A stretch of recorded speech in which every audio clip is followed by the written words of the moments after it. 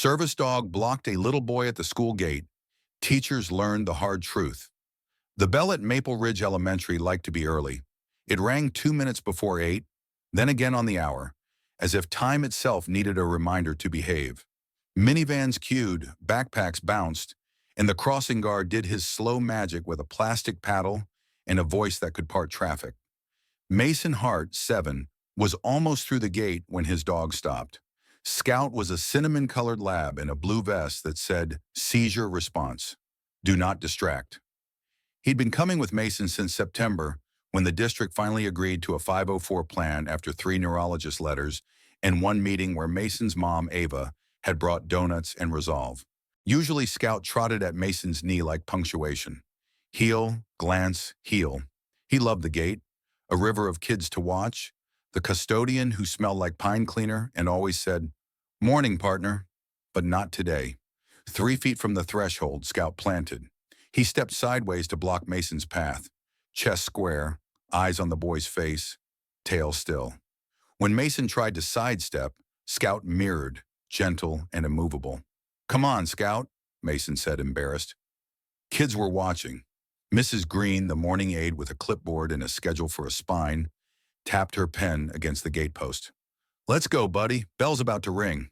Scout didn't look at her. He lifted his nose toward Mason's mouth, inhaled, then pressed both front paws onto Mason's sneakers and leaned. It wasn't a trick. It was his anchor. The weight he used when Ava's boy needed the ground to say, "Stay with me." "I'm fine," Mason insisted, voice getting small. Ava had just parked when she saw it. The dog's square stance, the tilt of his head, the way he'd wedged himself between her son and a set of metal steps. Her heart began its fast prayer. She jogged, coffee sloshing, keys rattling the way anxiety does. "Hold up," she called. "Give him a second." Mrs. Green frowned. "We can't block the entrance."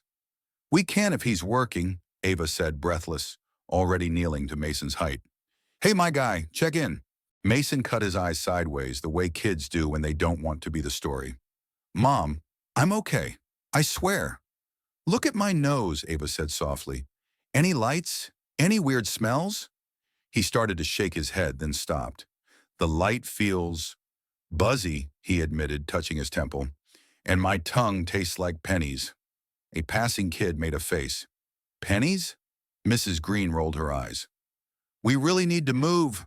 Scout whined, one low note, then looked at the sidewalk, then at Mason, then at the sidewalk, again the way someone points with their whole body. Ava's training brain kicked in.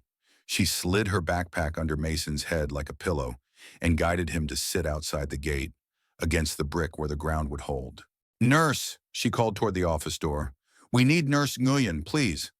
Inside, the secretary, who had seen everything except this, picked up the phone with hands that suddenly remembered churches. "Nurse Kim to the front gate," she said, words small and precise. "Mrs. Hart," Mrs. Green tried again, voice tight with rules. "School policy says—" "Ada says he belongs," Ava said without heat, eyes on her son.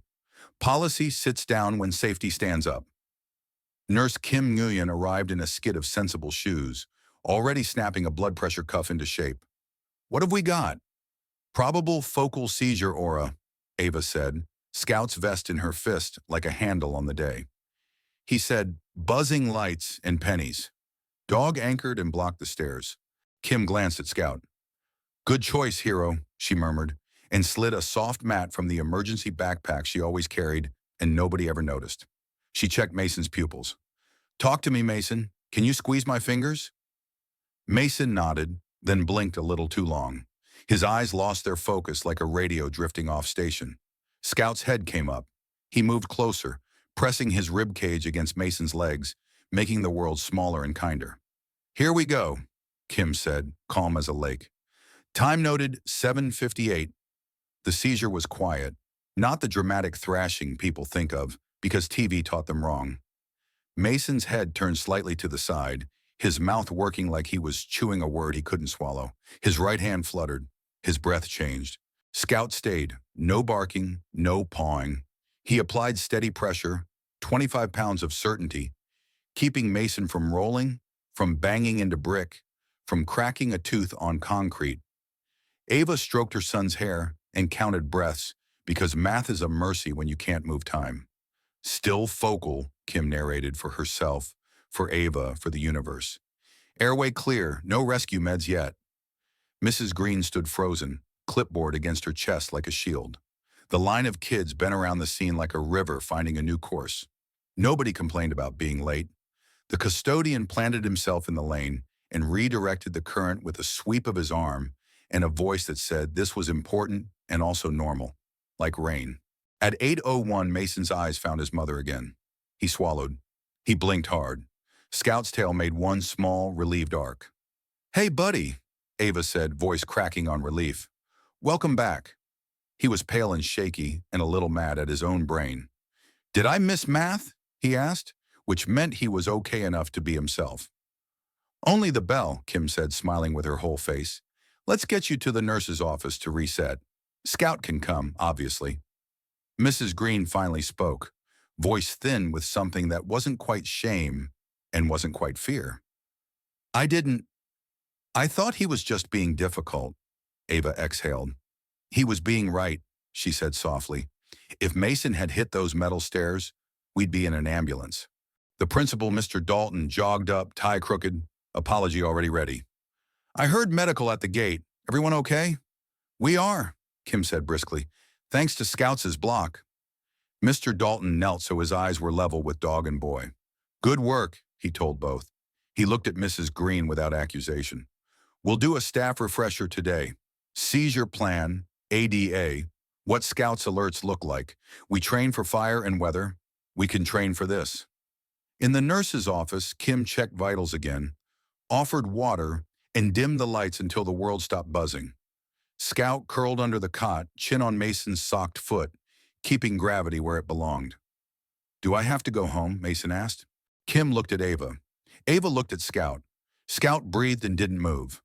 "Let's see how you feel after snack," Kim said. "Brains like fuel after a storm." By second period, color had snuck back into Mason's cheeks.